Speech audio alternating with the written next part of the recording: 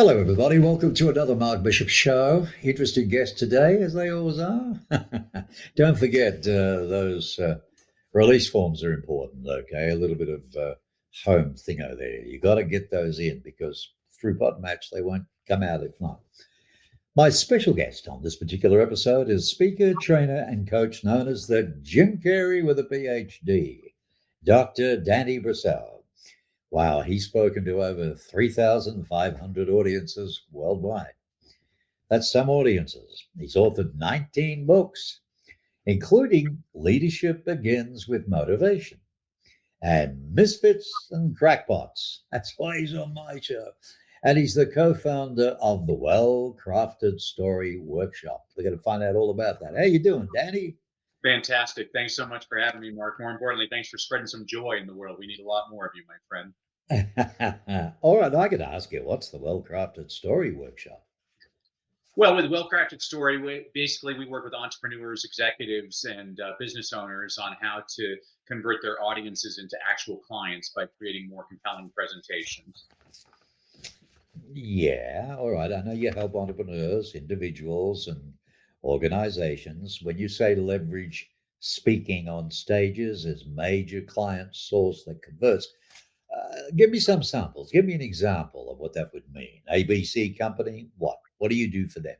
Yeah, so we work for example, we work with a lot of financial services companies. So we were working with a gentleman by the name of Richard, and Richard, the way he gets clients is he has these seminars for about 15 couples in their 50s at a steakhouse twice a week, and he was converting of those 15. He was getting about six of them to book an appointment with him, and of the six, one of them was actually booking him as their financial advisor. And we just made a couple of changes to his presentation. He's gone up from his conversion rate. Now he's booking 12 of the 15 couples are booking an appointment. Now of the 12, 7 of them are becoming clients. So to me, all that matters is the numbers. We want to, I mean, it's great if people think you're a great speaker, if you're getting a standing ovation, but we want to move the needle, not just move hearts. That's right to the point. I like that. That's very much go for the throat and get it. Because anybody can stand up there, but if you don't get results in the numbers, I'm not enough interested, you haven't communicated, you haven't got your point across. Absolutely. Takes me back years and years and years ago when I was a project director of marketing for Starwood Hotels and Resorts, and we had to convert thousands of SPG members, high-level members of Starwood, over to vacation ownership. So I created this Welcome to Starwood campaign, had about 1,000 at the Phoenician, the Phoenician in Phoenix Hotel. Beautiful hotel. And I loved that. That was my first experience of mass speaking. And it was great. And when we finished, my wife with 5 girls out the front on the long table, the queue was lined up for 2 days, getting appointments. So we got results. So there, I know exactly what you're talking about. So these execs or private business people you work with when you do this, are they difficult in the beginning? Do you have a lot to turn around with them or what? It can be. I mean, we do work with some speakers, but most of the people we work with either don't want to speak or they're completely terrified of Right. speaking. And you and I both know that speaking is a skill. It's something that can be improved, and you got to get your reps in. I've been blessed with lots of wonderful coaches in my life, and one of my coaches was a guy by the name of Jim Rohn, and Jim used to say, "You can't pay other people to do your push-ups." Translation: you got to do the work, and so we get people out there speaking as much as possible so that it becomes we create what we call a well-crafted story. Some people, like a politician, would call it a stump speech. You can call it peanut butter and jelly. It doesn't matter what you call it, but this is a Right. speech that you're going to deliver so often it's going to become ingrained in your brain, like the Lord's Prayer or the Pledge of Allegiance. Right.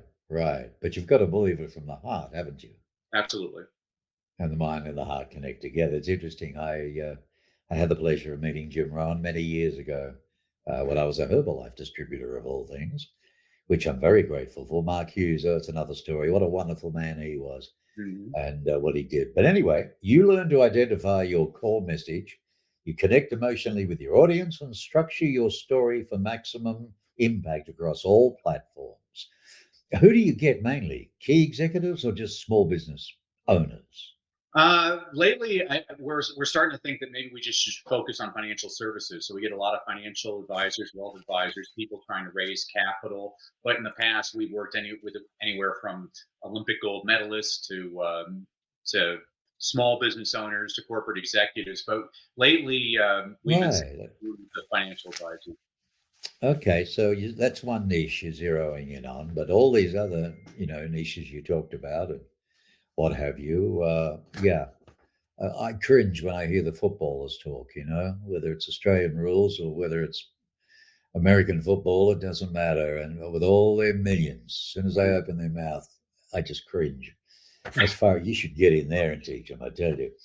Learn, okay, your journey from teaching really started back in South Central LA to becoming a global speaker, which you are. It's rather fascinating. So, what key lessons from the classroom have proven most valuable to you, do you think, in the business world? Well, I've taught all age levels, Mark, from preschoolers all the way up to rocket scientists. I can make that claim because I used to teach English as a second language engineering students at the University of Southern California. And what I Right. learned is what works with older students does not necessarily work with kindergartners, but what works with kindergartners works with all age levels.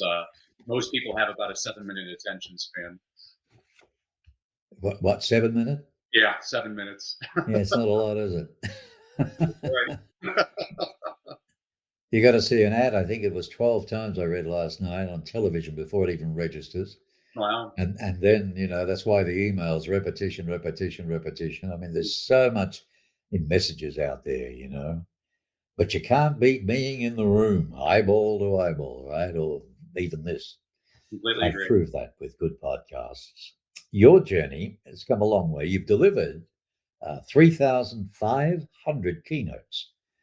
So, what's your framework for consistently creating presentations that don't just engage, but they convert, actually convert?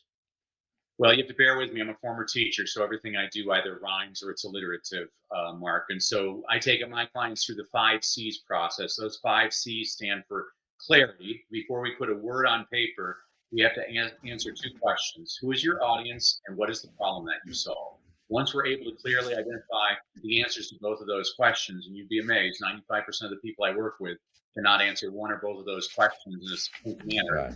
Then we get into 5 C's. Yep. C's, which are to connect with your audience, teach meaningful content that serves them, have one clear call to action, and finally have an emotional close that gets them stampeding to work with you. So the first one is connect. Yeah. So what's number two? Connect was after connect was to content. Content. So your content's got to be right. Yeah. Okay. But content's interesting, even though it's usually the largest part of most people's presentations. The research shows us it's the least important. Interesting. Yeah. Research shows that the bun's more important than the burger. People remember the beginning of your telling. They don't remember anything. And what about number three? Then we go into the call to action, one clear call to action. That's a big mistake a lot of people make. So I was on a podcast earlier today, and the host at the end of the show said, I hope you enjoyed today's episode. Make sure you like, subscribe, and give us a 5-star review. We got off air. I said, you just asked your audience to do 3 different things. They're not going to do any of them because choices confuse and cause you to lose. You need to be very clear in what you want your audience to do. And so that's having one clear call to action. And then finally, the end is to have an emotional close that lingers with people long after your presentation. Yeah. I've just been asking lately. Someone advised me to, start asking for the app on YouTube and ring the bell and all that jazz. But I sort of forget most of it. I figure if they like what they hear, they'll come back. But I hope so anyway. But the reality is that I usually finish with just you take care of yourself. Or be kind to each other is really my little hook, if you like. That's that one. What's number 4? Number 4 was well, the first one was clarity, which is before we put together the presentation. So then it went into content, call to action, and then the final one is an emotional close. Okay, because clarity, connect, content, CTA, CTA, call to action. Number 4 then is what? Number 4, because you said 5. 4, yeah, so there's 5. So again, clarity is your first one. Right. Then you have to connect with your audience.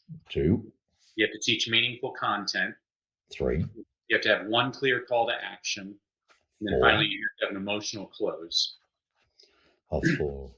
An Call to action emotional and close are tied close. together because basically every audience has what I call a Joe Friday and a Julia Roberts. I'm going to be stereotypical and call it. So Interesting. Joe Friday is the husband. He's sitting there with his arms crossed, looking at you like, "Who are you? What are you trying to sell me? What am I?" Oh yeah, had years of that. They were the first ones when I ran theatres. They were the first ones I'd zero in on. You're Absolutely. not happy? Excuse me. Would you like to stay? Would you like to leave? Is there something bugging you? Would you like a cup of coffee or something? Can I get you that? No, no, no, no, no. It's all right. It's all right. So, okay, that's fine. Just want to be sure because I haven't even started yet. Absolutely. Absolutely.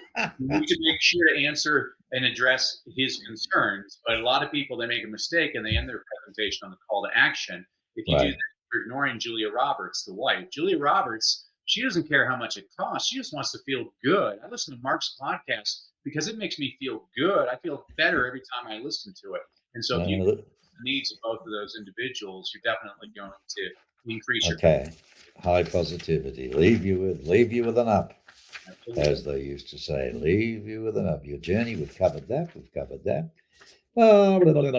Now, in your books that you've written, which are quite a few, Leadership Begins with Motivation and The Misfits and the Crackpots, Yep. you use Paul Harvey's style of storytelling, right? How about you share a couple of how these narrative approaches transformed a typical business message? Yeah, so I believe that there's plenty of readers that don't necessarily become effective leaders, but I've never met or read about an effective leader that's not also an avid reader. When I was a middle school teacher, I was the only teacher in the school that none of my students were ever tardy. It's because I always started class with a Paul Harvey story. Paul Harvey, I grew up listening to him on the radio. He'd Right. come on and say, "I'm Paul Harvey," with the rest of the story. And for 5 minutes, he'd lead you down a rabbit hole where you're trying to guess who's he talking about or what's the company or whatever. And my Right. students loved it, but the problem with Paul Harvey is a lot of his stories are about Fred Astaire and Sears Roebuck, which they don't understand anything about that. And so Right. I wrote Misfits and Crackpots with more updated stories of people like Elon Musk and Jeff Bezos. But then after I wrote it, I read it. And interestingly, Mark, I'm like, wow, that's interesting. Most of the stories in that book I wrote were of white male Americans. And so I wrote Misfits and Crackpots because Right. this one focuses more on women and minorities and Okay. international examples. It was an actual follow up then, right? Absolutely, and I loved it. Yeah. And how have they gone, sales wise or it's not so much the number of books sold, it's a matter of how they've worked their way into how you've helped people, isn't it, really? Absolutely. Plus, a book is your business card, as far as I'm concerned. It gives you credentials, and you know, Yeah. uh, I use books for different types of audiences. Now that I'm going to be working more with financial services, the book I'm writing right now has more Okay. to do with financial services. Their bent. That's clever. Yeah, very good. That's very good. That's the way to go. I've actually just started adding to my business as well, where a lot of people who'd love to write but don't get the time, they're full bore, and so I interview them, and then I make a book out of that for them, which is their lead generator. That they Mhm. can use at their BNI meetings or speaking engagements like whatever. So, yeah, just starting to get that off the ground. That's interesting. You've developed a unique perspective on the connection between reading mastery and public speaking. How do you think these two actually, these skills, amplify each other? Well, I definitely think again that leaders are always avid readers, and so I'm always reading books just because I'm a storyteller and I'm always looking for interesting stories. And even if it's a bad book, as long as there's one interesting story in it, it was well worth my time. I was just reading a marketing book that was horrible, but it had one story about this marketer going around the world looking for the next big thing, and he's stuck in Chile, he's watching these fishermen fish. And he notices they're catching one fish and putting it in one barrel, and then they had this other fish they're putting in another barrel and they're eating that fish. He's like, "Oh, are you eating that fish because you're getting paid to fish the other one?" They're like, "Yeah, but this is also a tastier fish." He's like, "May I try it?" And they said, "Sure." So he tries and he's like, "Oh my gosh, this is so much better than the one they're paying me for. What's it called?" And they're like, "The bonefish." He's like, the bonefish? That's Yeah. the worst name I've ever. He thinks about it. He starts marketing it in America. It's now the number one fish sold in fancy dining establishments in the United States. He changed the name bonefish to Chilean sea bass. Good on him. There you go. There you go. But it just goes to show you they'll only eat the best, won't they? Absolutely. It's like when you're in another country, you see where the locals are eating. You know, they like the best food. You sort of know where to go. Um, what about your most successful client, your generation system? What's one strategy that my listeners here, viewers, could implement right after this episode if they had to? No, the most important thing is to take action. You and I both know that. I have the client I'm proudest of is Enrique. Enrique should be president of the United States. He came to America from Ecuador 30 years ago, did every menial job known to man, invested every dime in real estate. 30 years later, he's worth $40 million. Well, he came to me to help him with his presentation. So his product is he has a 4-month real estate coaching program for $40,000. Now, Mark, Right. I work on a lot of deals. That's a very high ticket offer. Is But it ever? Yeah. I told him what I told you. I'm like, you got to do the work. You got to go out there. He said, well, I'm going on a podcast tonight. I'm like, okay, you got to call me tomorrow and tell me how it goes. So he calls me up the next day. He's like, Danny, you're a genius. I'm like, did you go on the podcast? He's like, yes. I'm like, did you make the offer? He's like, yes. I'm like, did you sell any? He's like, 23. Mark, reading's my specialty, not math, but if I'm doing my math correctly, he made $920,000 that night on an offer we had crafted that afternoon. Since then, this is 18 months ago, he's made 8 figures on this one offer. And Oh my the God, reason man! I gotta get with you. You got to advise me what well, to I do. give him as an example. I'm so proud of him because he actually did it. So many people. I mean, look at Good you. on him. Good on him. How, Good on him. how many people do you know, Mark, that say they're going to start a podcast? They didn't do squat. You're actually doing it. I admire people that do. Yeah, maybe so, buddy, but it ain't easy. I can tell you that. There's 2.8 million podcasters, and 0.5% make money. Yeah. And unless you're a Joe Rogan or a bloody Sean Ryan or an NPR or somebody, Mhm. it's very, very difficult to get major sponsorships. You know, because everybody says they think it doesn't make it right, but they think you got to have the massive downloads and all that and listeners. That's not really the case. It's about quality. It's about the quality of the shows, what they do, and what they're helping to do. And there's a company just started out. You watch them go called Podgo, and they've got it right. They've got the system right where they're going to go, and I think it'll help a lot of podcasters out there. Excuse me, but this other fellow, the billionaire guy, is he open to talking to?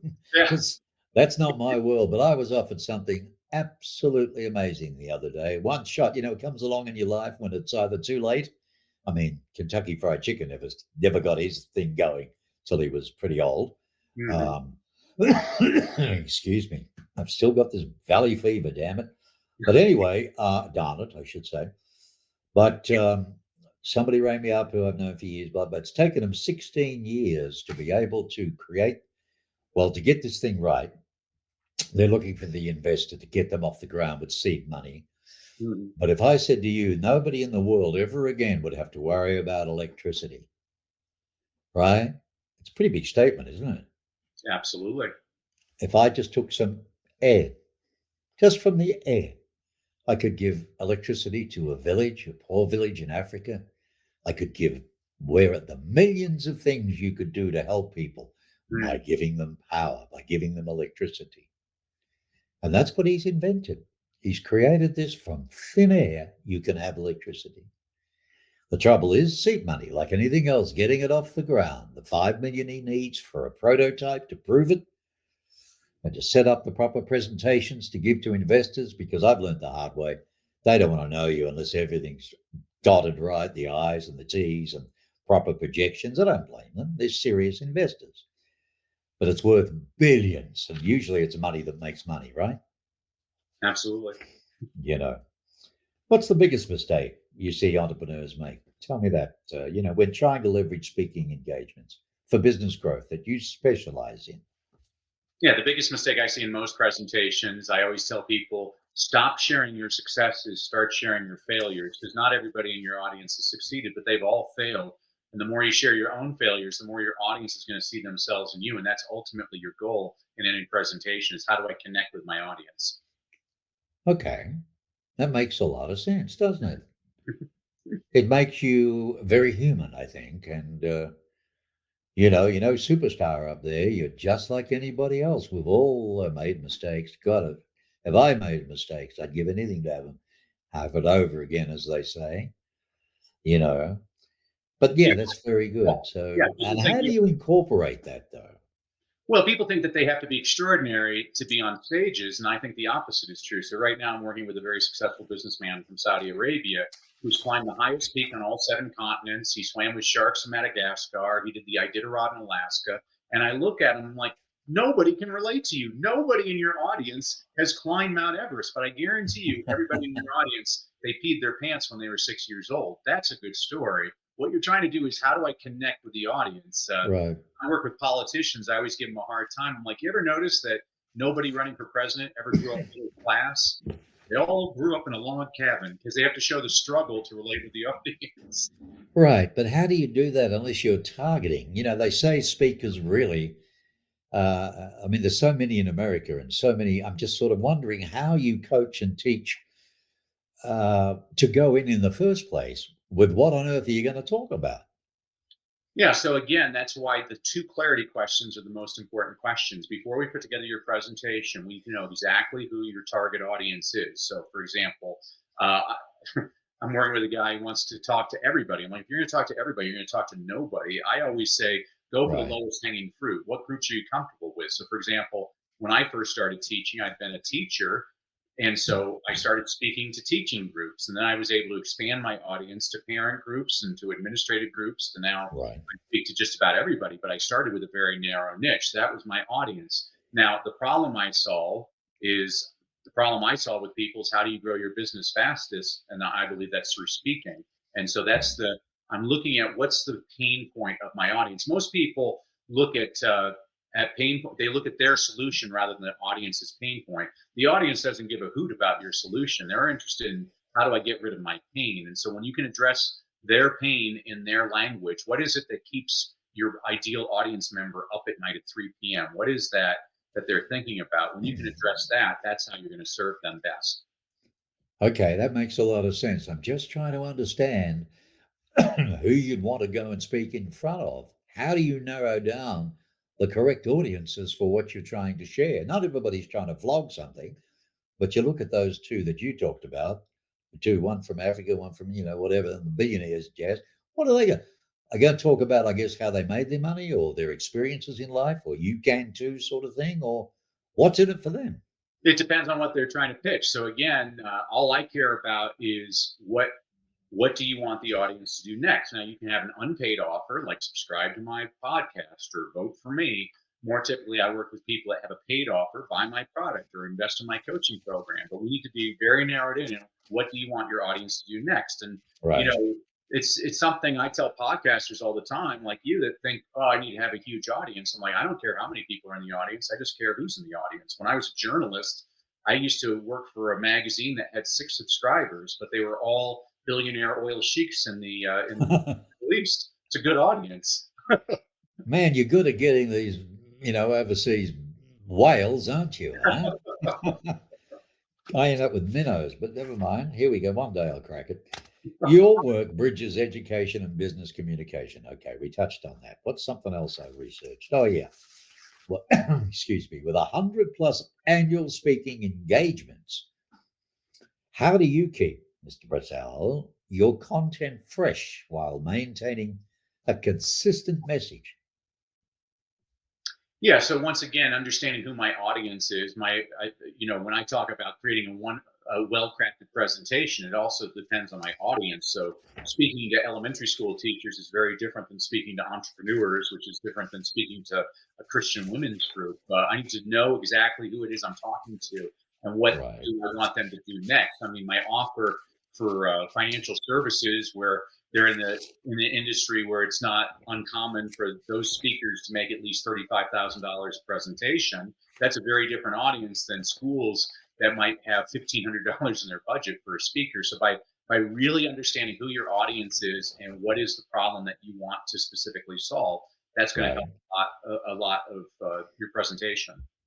You're very honest. I think you're very transparent, and you're good. I don't. You probably charge a fortune, do you? I do. It cuts me out again, but never mind. I would love your advice though, because I really want to do that before I go to the next planet. I'd love to see more of America, and I'd love to do that by speaking.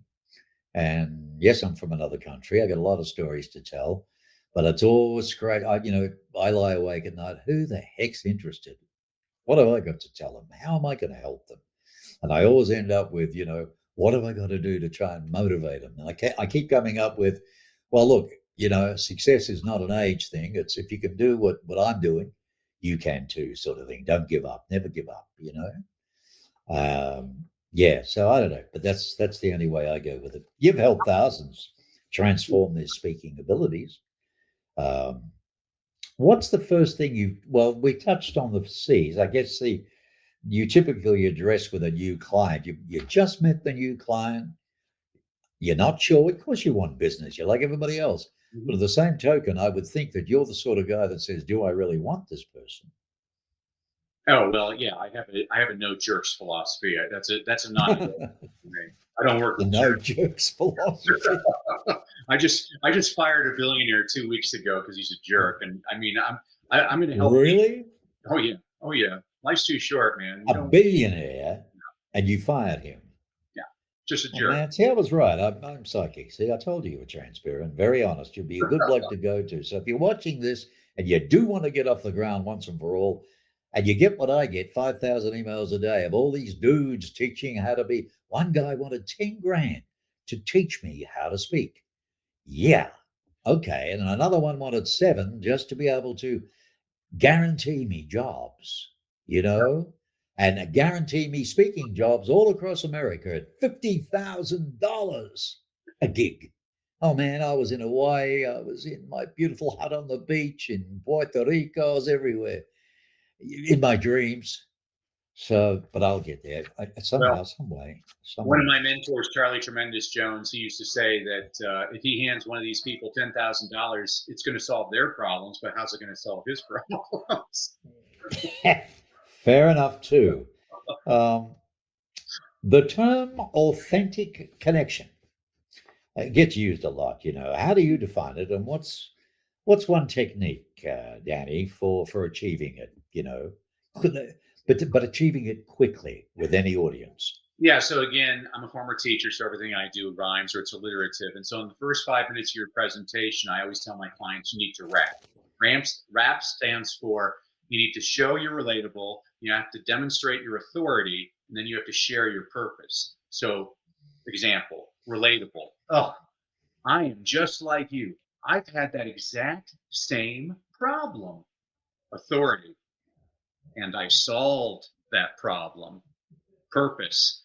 And now I'm on a mission to help people just like you so you don't have to suffer the way I suffered. If you can do that in the first 5 minutes of your presentation, you're going to increase your conversion rate. So, for example, when you're trying to track down your audience, Mark, I'm like, well, my goodness, the largest group of people in America is going to be people over the age of 65. I mean, you have a message there. The fact that you're from Australia, Americans love an accent. I mean, in my MisFits and Crackpots book, one of my favorite stories I wrote about, which nobody in America knows, but I guarantee you must know it because you're from Australia, is the story of Cliff Young.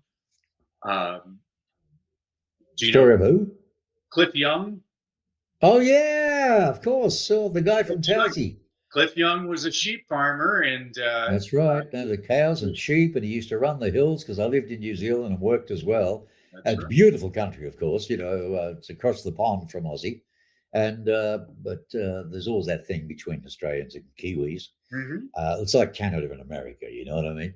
But he used to run after the cattle and the sheep all day, uphill, down dale. You know what I mean? Mm-hmm. And he got so fit and everything that he entered the thing that he wanted to do. And what did he do? You tell me. Yeah, so there's an ultra marathon between Melbourne and Sydney. It's about 545 miles. By the way, that's Melbourne. There's a Melbourne in America, Thank In you. Australia, it's Melbourne, my hometown. This is great. I love it. Well, so it Go was on, a Teach. it was a it was a 10-day race, ultra marathon, and so the 20 to 30 ultra marathoners lined up to start the race, and all of a sudden, 61-year-old sheep farmer Cliff Young shows up in his galoshes and his overalls, and everybody looks at him like, "What are you doing?" I'll never And forget. they Yeah. all start running, and as predicted, he was in last place. But a funny thing happened: while all the other racers would rest at night, Cliff just kept on running through the night. And 5 days later, not only had he won the race, his second place finisher was 10 hours behind him. And then what really endeared Cliff to everybody was he didn't realize there was prize money and he felt guilty. And so he just distributed the prize money to all the other runners because they finished as well and became a national folk hero. But what I love about that story is it's exactly what you were talking about for the point of your speech is he just never gave up. So many That's people give right. up. Yeah, no, never give up no matter what, That's It's a couple of lines. I got one in my studio. You never know what you can do until you try, mhm. and never give up. But that's where I want to go with mine, and I'll get some more pennies together so that I can hire you, and yeah, we'll find a way that I can do that. But that's interesting because I've done enough in my life to where I know that I've done the preparatory work, but this is unique. It's another challenge, and yeah, I got to get it. It's sort of like on the bucket list, Sounds good to me. but there's nothing worse than not doing it. Is there anything you'd like to? Oh, I know. Where is it here? I want to bring this up because you would like very much to give something, which is very nice of you. So, folks, you see down below there, see that freestoryguide.com, HTTP free story guide. See that? That is a complimentary thing from Danny to you as a gift. What's it all about? What's it do, Danny? Yeah, as a thank you to you and your audience for having to listen to me, Mark, I wanted to give everybody a freebie. So if you go to freestoryguide.com, guide like a tour guide, freestoryguide.com, I'm going to give everybody their own well-crafted story blueprint. What this is the actual process I take clients through to help you create your well-crafted story. What this does for you is it takes the guesswork out of what story should I use and where should I put it in my presentation. And what this means is you now have an actual system, a tool that will help you convert your audiences into clients. You can get that at freestoryguide.com. And Mark, I'm just grateful that you gave me this opportunity to appear here today, Mark. And Oh, that's very nice of you. Thank you for that. And that's good. And all these other things here where you can be found on social media, right? And your site, Brassell, .com, your YouTube, so on, and your Twitter and your Facebook, Meta these days, of course, LinkedIn, and there's more coming. That social media, it's going to get so that you'll have 50 to try and get out there. But the more the merrier, I guess. The more the merrier. that's right. Stories are everything. I love hearing stories, and I love the. And man, everything you talked about with Cliff Young, I remember the night that he started. I was in Melbourne at the time, in between radio gigs or television gigs or something around the country. I had 30 years of it, so I was always traveling somewhere.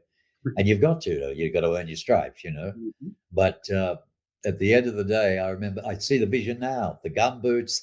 What a character. But that's a great story. And that just goes to show you, no one believed him. Come on, this old fella, he's not going to make bloody 1 mile. He beats them all. Beats them all. It's amazing. There's lots of fabulous stories. Yeah. Oh, very well. Well, I tell you what, Danny, it's been an absolute pleasure. Thank you for taking the time out to come on my show. And I hope that you do exceptionally well. I mean, if somebody's watching now and we're just minnows, well, don't speak for all of us, Mark. Well, I won't. I'm sorry. But do you only deal with, high echelon clients, or what's sort of the cutoff point? No, I work with In all case kinds. anybody's interested, you know what I mean? I work with all kinds of people. I also work with people just starting out, just because Okay. All right. So that's affordable for them then, right? I was blessed with mentors too, and so all of us need a good mentor. That's good. That's nice to know. Well, Danny Brassell, ladies and gentlemen, you saw him for yourself. Good looking fella. All those books behind him, He's a very accomplished author as well. Great speaker, but what a trainer. What a guy to work with. And no promises, very, no bullshit, straight up. And that's what I like very much. Because after being scammed enough, and did you know, mate, I've just written a show that I want to get off the ground, Danny. If you're talking to any cybersecurity companies, it's called scamalert.tv that I've registered. And I want to do something about all the scams going on. $900 million last year out of America alone. And it's very bad when couples lose their homes, business people lose their businesses through scams. It's sad. It's very, very sad, mate. Disgusting.